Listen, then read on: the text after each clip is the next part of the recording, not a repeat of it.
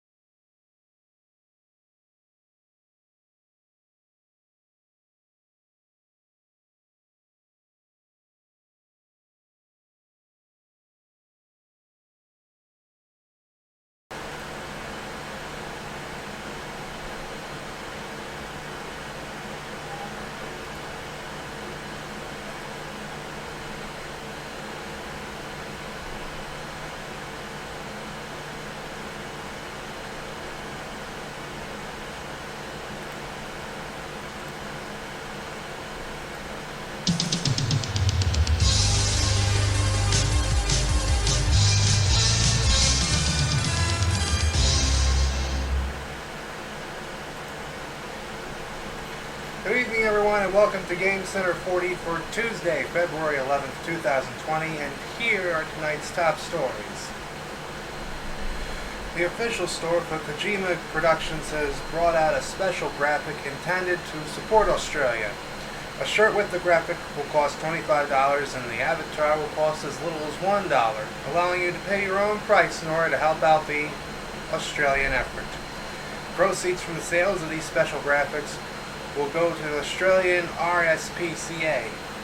Sony also plans to benefit the country after Australia's months-long wildfire incident, which still continues to plague the country to this very day.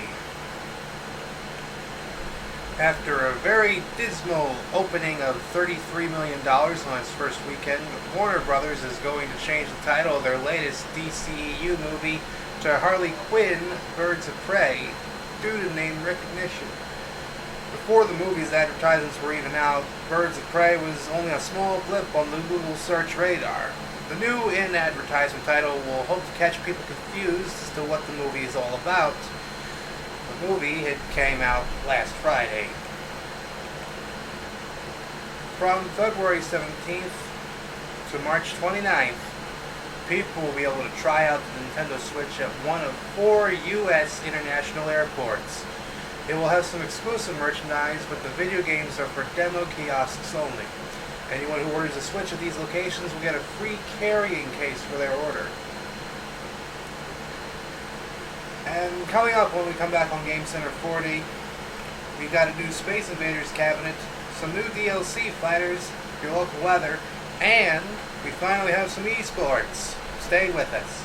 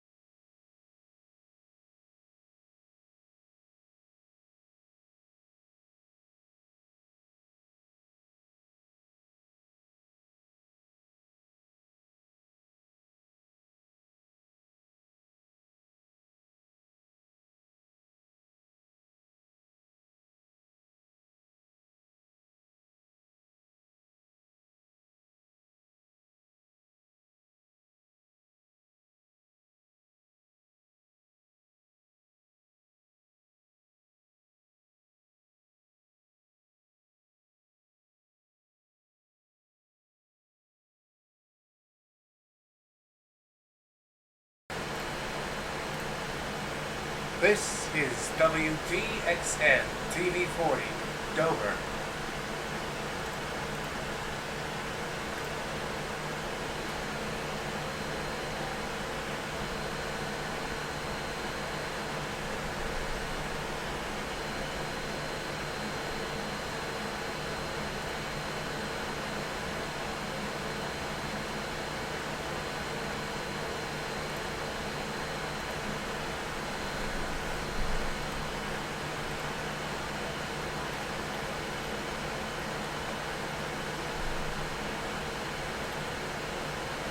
A new arcade cabinet was seen at the JPO Expo 2020, which looks reminiscent of Space Invaders, but it has an actual electronic gun to shoot the invaders, which come closer to the player as gameplay moves along its merry way. It's not currently known if it'll be in actual arcades in the air or even in the far future, but it looks like a wonderful demonstration of new technology and old technology. Dragon Ball FighterZ is going to be receiving Season 3 of DLC fighters, the first two being Kefla, the fusion of Kale and Caulifla, and Ultra Instinct Goku.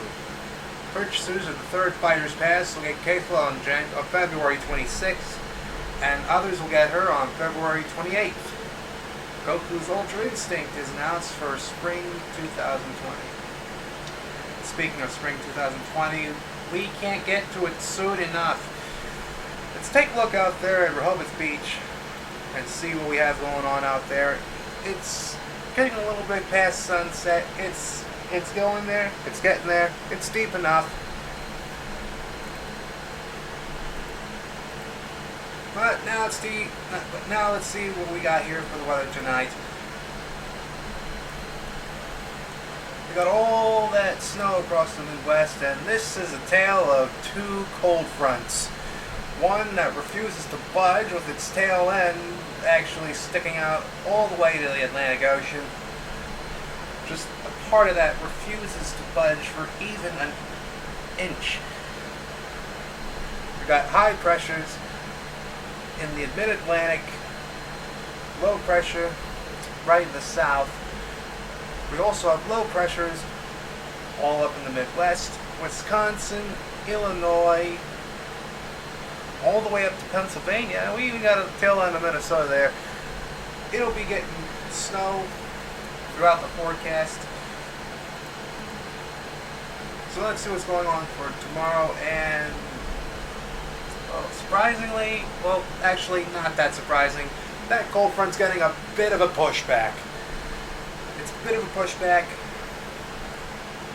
as the other front is still not budging as good as we expected. In fact, some of it is actually transformed into a warm front, and it'll be bringing rain all the way through.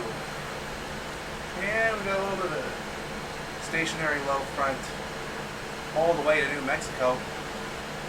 It's all the highs across the United States, surrounded by lows from Canada, Mexico, and even in southeastern Colorado.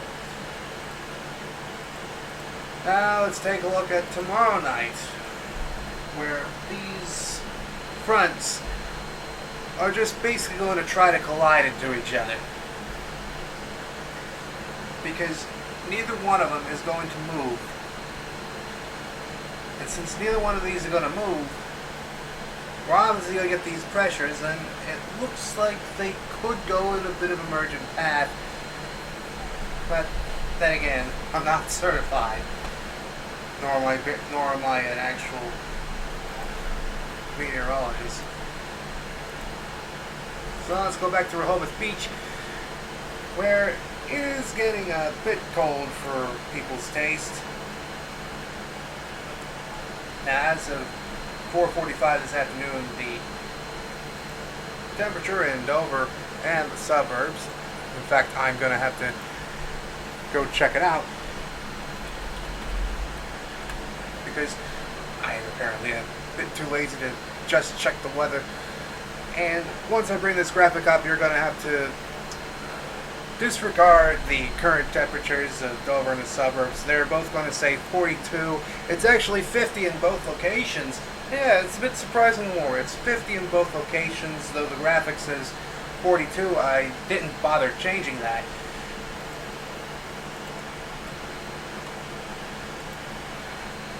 Another thing I haven't bothered changing is the parameters, and I'm going to tell you that while the graphics tell you the incorrect information. In fact, the last time you saw this graphic was last Friday.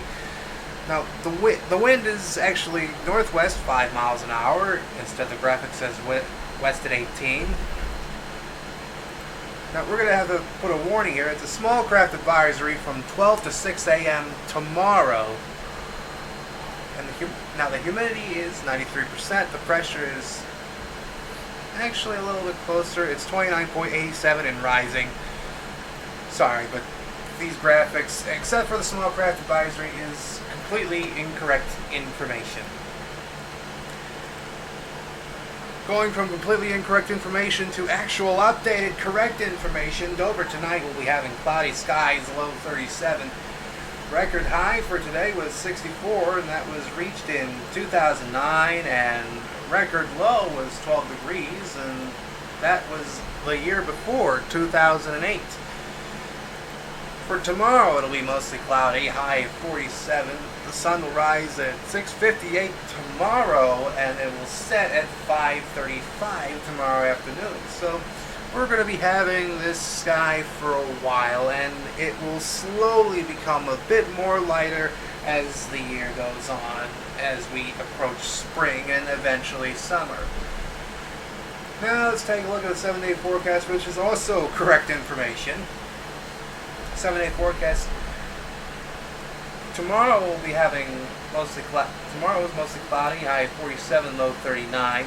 Thursday is when the rain's finally going to come in, and it will be the highest temperature this very week, 62 degrees. Friday it'll be mostly sunny, 36, 17. Saturday is also going to be mostly sunny, 34, 27. On Sunday it'll be partly cloudy, 49, 30. Monday it'll be mostly sunny, and next Tuesday we're going to have some showers.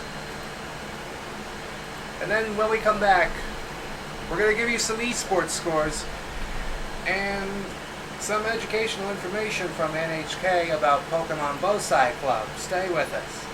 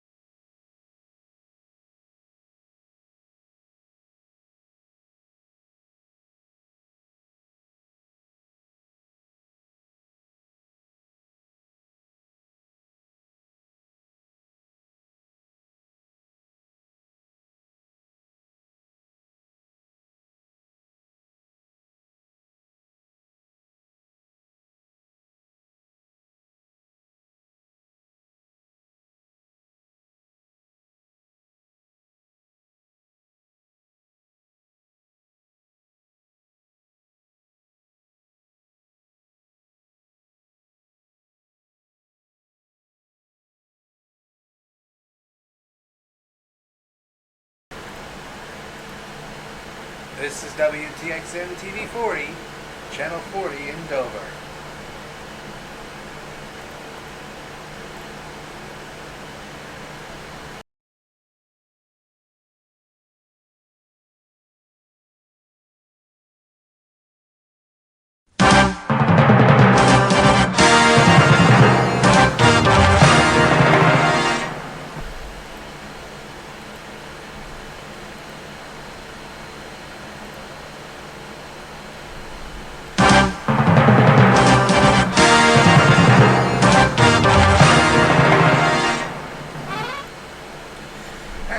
back to GameCenter 40 where we have esports. Yes, we finally got some scores that we think you may like. Now, this week was the Overwatch conference in New York and Dallas. It was played out over Tuesday. It was played out over 2 days, the 8th and the 9th, which were Saturday and Sunday, respectively. Now let's take a look at the first matchup. The Los Angeles Valiant versus the Dallas Fuel. Now, from what we've been told, they put up a good fight, but eventually the Dallas Fuel came out 3 points over LA Valiant's 1 point. The second matchup was Toronto Defiant versus Paris Eternal. Now, quick disclaimer here, we don't watch the matches, we just get the scores. But I'd like to think that it was more of the same, except Toronto came out on top 3-1 against the Paris Eternal. And for the last two matchups are the Vancouver Titans versus the Los Angeles Gladiators at 3-2, and the New York Excelsior versus the London Spitfire at 3-1.